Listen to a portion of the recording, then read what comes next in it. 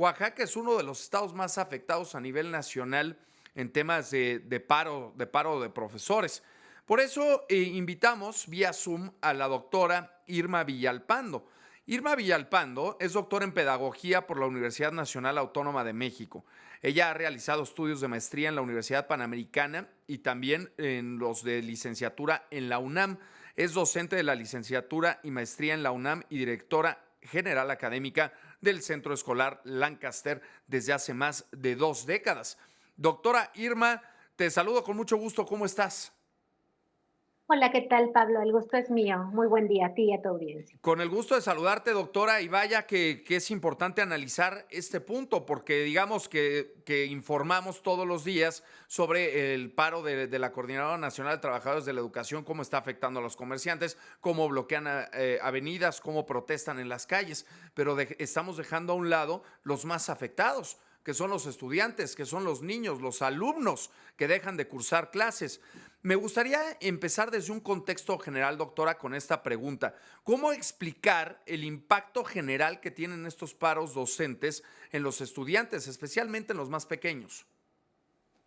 Sí, en razón de lo que dices, recordar que la educación es un derecho. Los niños tienen derecho a recibir educación de calidad o de excelencia, como ahora se dice en los documentos oficiales, ¿no? A recibirla con maestros bien preparados, con infraestructura digna, donde haya agua, insumos, materiales de calidad. No solamente por el paro, que de suyo sí es una afectación, claro, el ciclo escolar está en su recta final, estamos en medio de una nueva manera de vivir la escuela, que es la nueva escuela mexicana, con muchos problemas de implementación por su falta de capacitación, pero también con unos rezagos enormes en la calidad educativa. Recordemos que los estados más afectados con este paro son los estados que mayor rezago académico presentan. También recordemos que estuvieron las escuelas cerradas casi 2 años por la pandemia. Bueno, los niños siguen ahí creciendo, desarrollándose.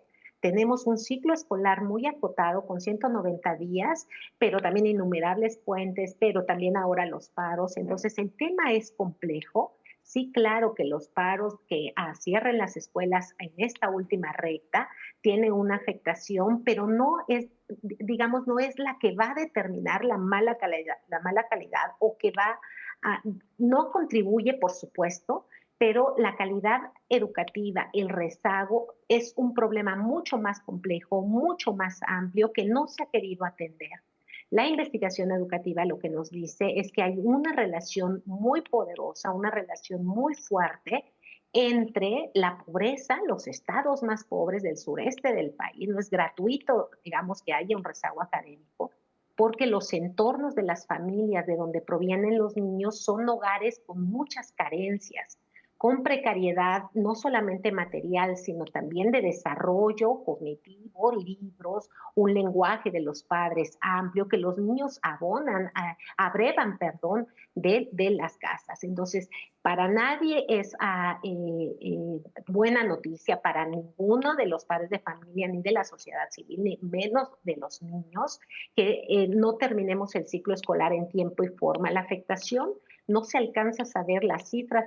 El secretario de Educación, Mario Delgado, decía en una entrevista que es de 1,5 millones, después matizaron, parece que 1,2. No se alcanza a saber, pero sin duda esto viene a darle un golpe más a una educación ya muy maltrecha, muy fragilizada, que históricamente, recordemos, tiene a los niños de estos estados con una mayor afectación en términos de el ejercicio de su derecho Claro. constitucional, su derecho humano también de recibir una educación de calidad.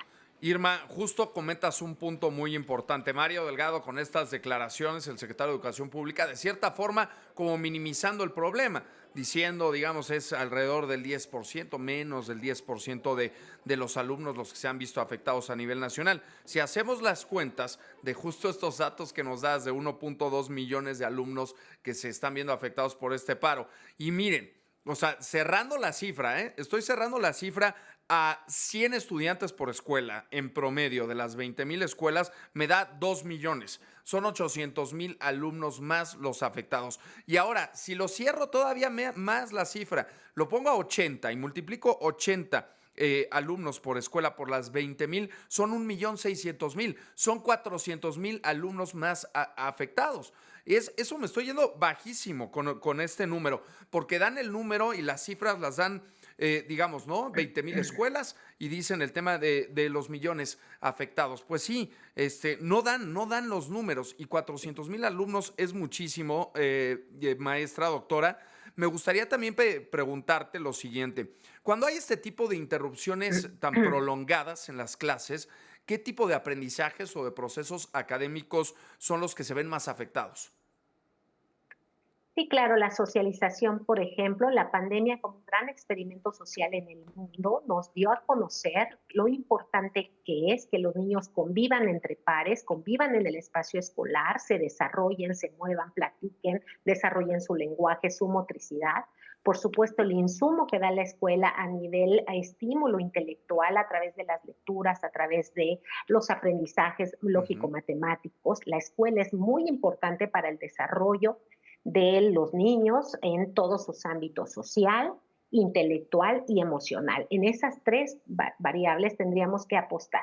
También habría que señalar, Pablo, si me lo permites, que ahí es un llamado a la autoridad por establecer políticas educativas diferenciadas, porque si hay estados de la República que son estos, Oaxaca, Chiapas, Guerrero, también Veracruz, ¿no?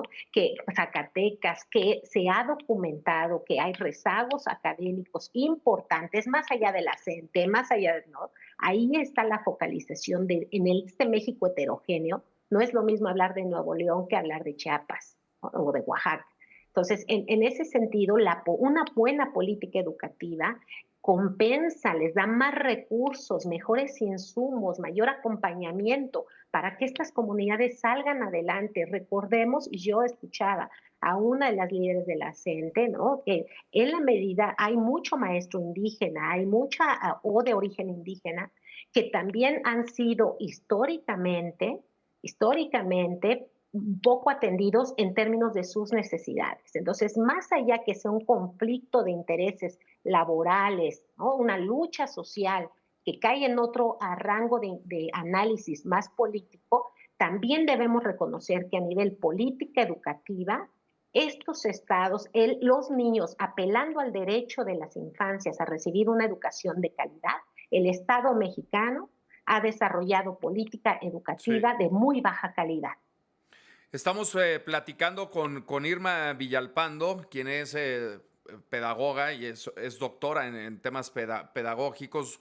Y me gustaría preguntarte también, Irma, lo siguiente. ¿Existen diferencias, por ejemplo, en el impacto según la edad del niño o la etapa escolar que esté cursando? Sí, claro, por supuesto. La educación se articula de manera gradual y progresiva. Ujú. Cada niño a determinada edad debe tener la capacidad de hacer varias cosas a nivel oral, escrito, a nivel pensamiento, razonamiento.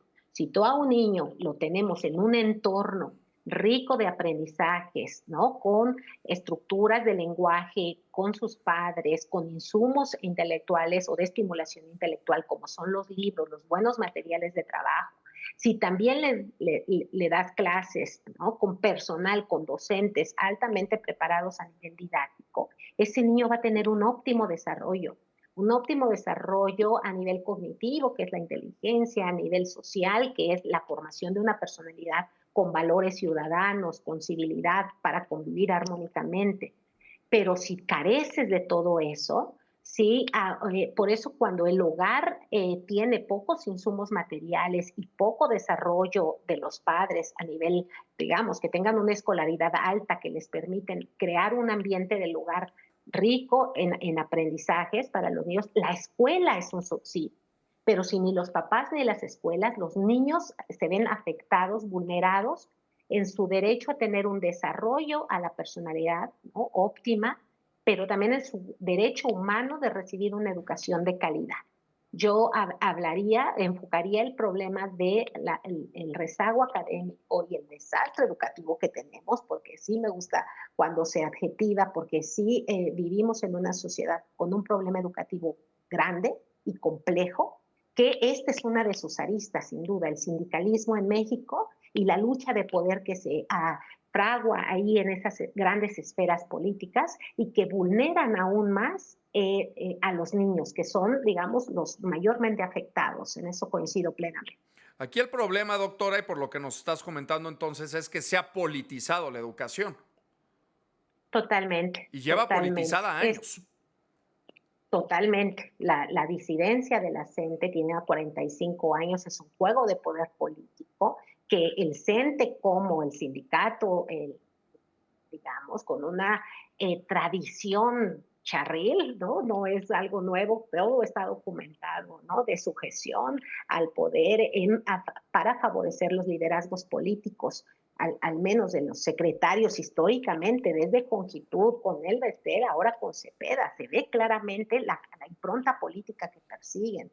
Y también los liderazgos de la CENTE que tendrían que pasar a una revisión, qué exactamente es lo que están pidiendo y saber si es un movimiento social o es una intención educativa. Yo creo que es lo primero, ¿no? Y que, bueno, en derechos laborales tendríamos ahí que hablar de otro tema.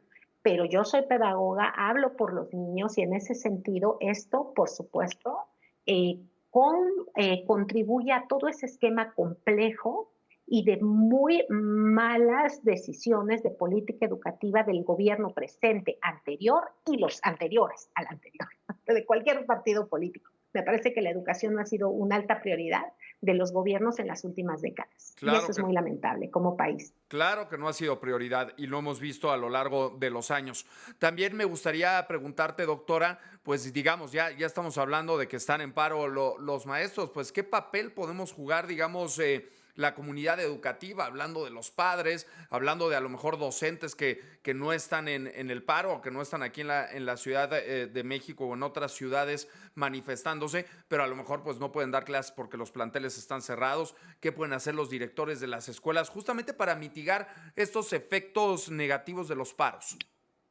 Claro, a los papás yo siempre les recomiendo, platiquen con sus niños, léanles, por favor, hay lecturas para los niños. Ahora atravesamos por unos libros de texto bastante precarios, digo yo, didáctica y de validad, digamos, de consistencia metodológica, pero hay muchos otros materiales en la medida de lo posible, acérquenle a los niños elementos culturales, la Ujú. medida de lo posible de los padres, porque vivimos en un país con grandes, grandes precariedades materiales, pero también un entorno afectivo, una mirada construye mucho una personalidad sana, el afecto, la teoría de la afectividad para que los niños se desarrollen bien.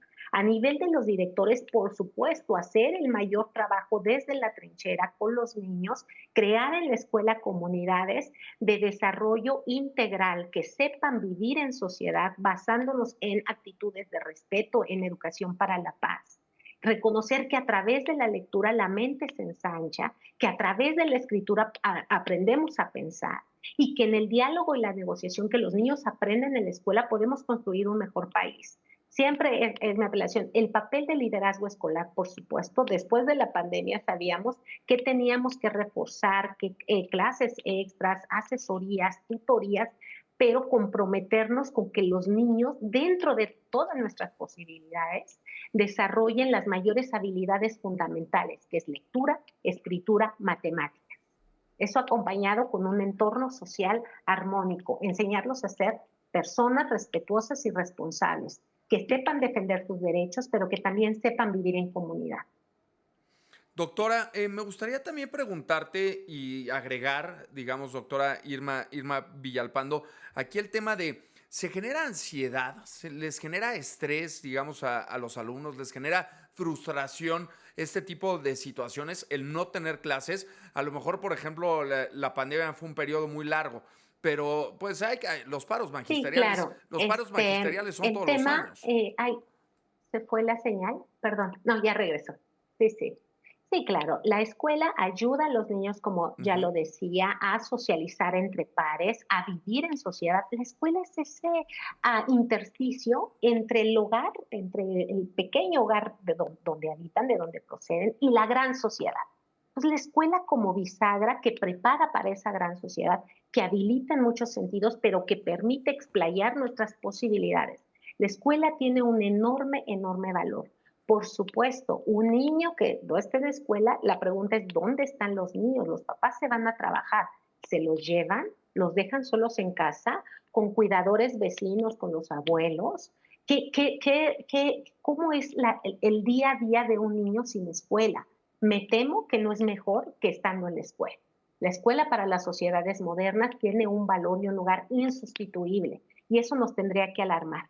Por eso, justo, digamos, el paro le apuesta a que las autoridades se vean, pues sí, replegadas para conceder las demandas. Claro, los niños necesitan ir a la escuela, necesitan el espacio escolar.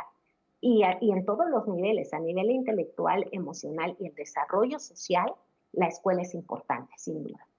Doctora Irma Villalpando, doctora en Pedagogía por la Universidad Nacional Autónoma de México, muchísimas gracias por esta entrevista para las 9 con 1.